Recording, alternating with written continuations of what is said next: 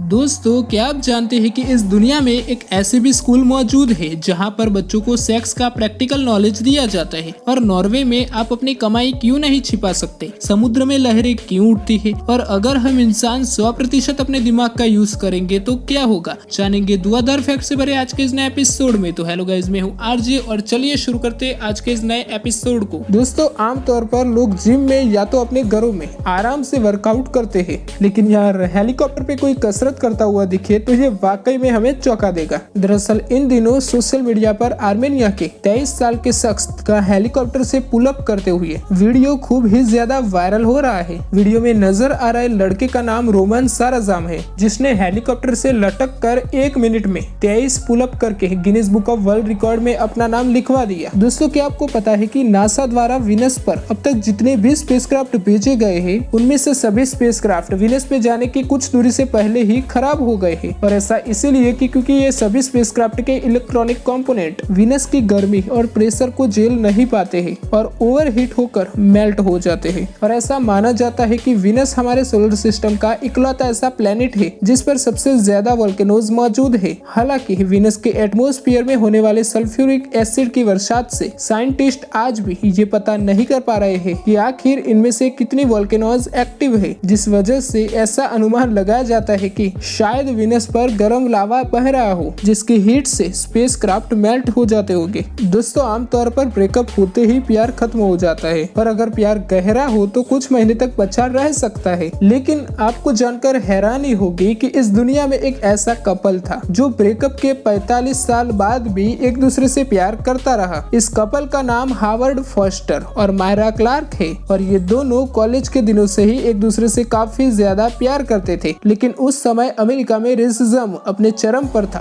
और black Howard foster ये नहीं चाहते थे कि उनकी वजह से व्हाइट मायरा क्लार्क को लोगों की नफरत का सामना करना पड़े, जिसके बाद हावर्ड मायरा को छोड़कर चले गए। लेकिन इसके बाद भी इन दोनों का प्यार कायम रहा, और जब ये दोनों 45 साल बाद एक दूसरे से मिले तब फाइनली इन दोनों ने शादी कर ली। ये दोनों अपने बचपन का प्यार सच में नहीं भूले थे। दोस्तों, नेपच्यून प्लेनेट के बारे में तो आपने सुना ही होगा, पर शायद ही आपको ये बात मालूम होगी कि नेपच्यून हमारे सोलर सिस्टम का इकलौता ऐसा प्लेनेट है जिसने अपनी डिस्कवरी के बाद से सिर्फ एक बार हमारे सूरज को ऑर्बिट किया है, जबकि बाकी के सारे प्लेनेट न जाने कितनी बार सूरज को ऑर्बिट कर चुके हैं।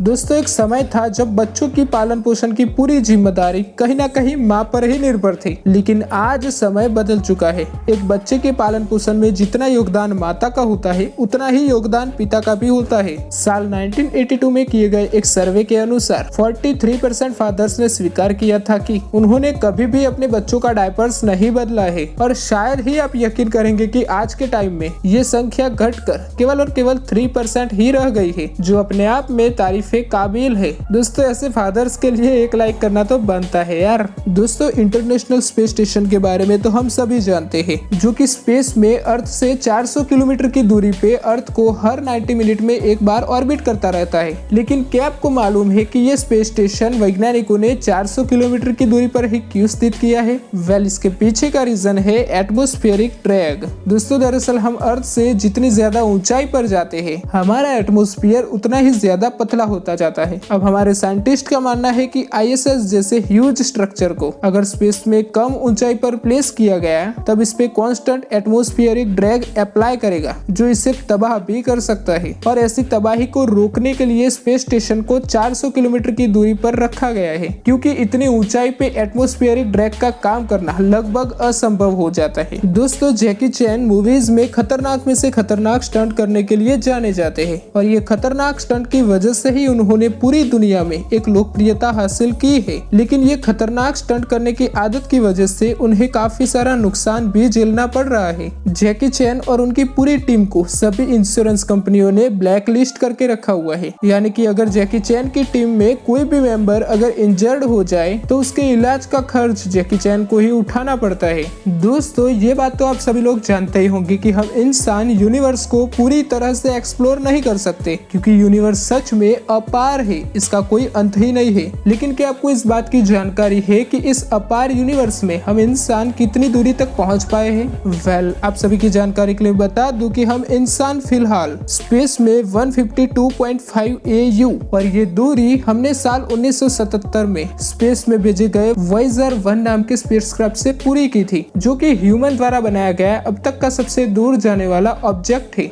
दोस्तों, हमारे देश में बच्चों को स्कूलों में सेक्स एजुकेशन दिया जाए या नहीं, हम इस बहस में लगे हुए हैं। और उधर यूरोप का एक देश है ऑस्ट्रेलिया, जो बच्चों को सेक्स एजुकेशन से भी काफी ज्यादा आगे ले जा चुका है और इस देश में अब सेक्स एजुकेशन का प्रैक्टिकल भी कराया जाता है। ये काम दुनिया के फर्स्ट अप्लाइड सेक्सुअलिटी स्कूल में किया जा रहा है। वेल, स्कूल का नाम ऑस्ट्रेलियन इंटरनेशनल सेक्स स्कूल है, जिसमें स्कूल के सो कॉल्ड टीचर 16 साल से ज्यादा उम्र वाले बच्चों के सामने अपने पार्टनर से इंटीमेट होते हैं और फिर वहाँ पर मौजूद स्टूडेंट भी अपने पार्टनर के साथ इंटीमेट होकर सेक्स का प्रैक्टिकल क्लास कंप्लीट करते हैं। अब यार, ऐसे स्कूल को लोग स्कूल कहेंगे तो फिर मैं एडल्ट फिल्मों को ही एजुकेशन मानूंगा। मतलब यार, कुछ भी। दोस्तों, ये तो बात आप सभी ने सुनी ही होगी कि अब तक हम इंसान सिर्फ 10% दिमाग का इस्तेमाल ही कर पाए हैं। लेकिन क्या आपने कभी ये सोचा है कि अगर हम इंसान 100% अपने दिमाग का यूज करने लग जाए तब उससे क्या होगा? वेल, पहली बात तो उसे ऐसा कर पाना इम्पॉसिबल है और दूसरा, अगर किसी तरह हम ऐसा कर भी लेते हैं तो ये हमारे लिए सही नहीं है, क्योंकि ऐसी स्थिति में हमारी फुल बॉडी काम करना बंद कर देगी। क्योंकि 100% दिमाग को काम करने के लिए बॉडी का पूरा ब्लड चाहिए होगा और उसी दौरान दिमाग हमारी पूरी बॉडी का ऑक्सीजन भी कंज्यूम कर लेगा, जिससे हमारी बॉडी में सिर्फ और सिर्फ हमारा दिमाग ही एक्टिव रह पाएगा। बॉडी के दूसरे सभी पार्ट डीएक्टिव हो जाएंगे और इससे हमारी मौत भी हो सकती है। दोस्तों, आप में से काफी सारे लोग सोचते होंगे कि आखिर समुद्र में लहरें क्यों उठती है? वेल, इसके पीछे का कारण है मून और सन के ग्रेविटेशनल पुल का, जो कि वेव्स को उठने पर मजबूर करता है। खैर, अब समुद्र में लहरें उठने का यही एकमात्र कारण नहीं है, क्योंकि समुद्र का पानी तेज बहती हवाओं के कारण भी लहरें बनाता है। क्योंकि तेज बहती हवाओं के कारण समुद्र और हवा के बीच में फ्रिक्शन पैदा हो जाता है, जो पानी को ऊपर उठाकर लहरों में तब्दील कर देता है। दोस्तों, क्या आप जानते हैं कि सबसे बड़े ह्यूमन फ्लैग यानी कि इंसानों द्वारा बनाए गए सबसे बड़े झंडे का वर्ल्ड रिकॉर्ड किस देश के नाम दर्ज है? वेल दोस्तों, you will be proud to know कि ये वर्ल्ड रिकॉर्ड हमारे देश भारत के नाम पर ही है। लार्जेस्ट ह्यूमन फ्लैग का ये रिकॉर्ड 7 दिसंबर 2014 को बनाया गया था। रोटरी इंटरनेशनल डिस्ट्रिक्ट और न्यूज 7 तमिल ने मिलकर चेन्नई के YMCA ग्राउंड लंदन में ये रिकॉर्ड बनाया था। इस रिकॉर्ड ब्रेकिंग इवेंट में 43,800 लोगों ने शामिल होकर तिरंगे का निर्माण किया था। अब भारत से पहले ये वर्ल्ड रिकॉर्ड पाकिस्तान के नाम दर्ज था, जो पाकिस्तान ने लाहौर स्पोर्ट क्लब में बनाया था। दोस्तों, ये बात तो आप सभी लोग जानते ही होंगे कि नॉर्वे दुनिया के सबसे धनी देशों में से एक है। लेकिन क्या आप ये बात को जानते हो कि नॉर्वे दुनिया का इकलौता ऐसा देश है कि जहां पर कोई भी इंसान अपनी कमाई को छिपा नहीं सकता, क्योंकि यहाँ का इनकम टैक्स डिपार्टमेंट अपने यहाँ के हर नागरिक की इनकम को अपनी वेबसाइट पर अपलोड कर देता है, जिससे कोई भी इंसान किसी दूसरे इंसान की इनकम को आसानी से देख सकता है। खैर, छोड़ो वो सारी बातों को। एक तरफ हम इंडियन है, जिनकी आधी जिंदगी तो पड़ोसी की इनकम को पता चलने में ही निकल जाते हैं। दोस्तों, आमतौर पर इस दुनिया में जितने भी फ्रूट्स होते हैं वो एक तय समय के बाद पेड़ पर ही पक जाते हैं। लेकिन आपको जानकर हैरानी होगी कि एवोकाडो एक ऐसा फ्रूट है जो कभी भी पेड़ पर नहीं पकता। और इससे भी दिलचस्प बात तो ये है कि जब ये फल मैच्योर हो जाता है तब उसे अगले 6-7 महीने के बीच में कभी भी तोड़ा जा सकता है। दैट मीन्स अगर सीजन के दौरान एवोकाडो की सही कीमत नहीं मिल रही है तो फिर किसान इसे पेड़ पर ही छोड़ देते हैं, क्योंकि पेड़ से तोड़े जाने के बाद ये फूल पकता है और जब तक ये फल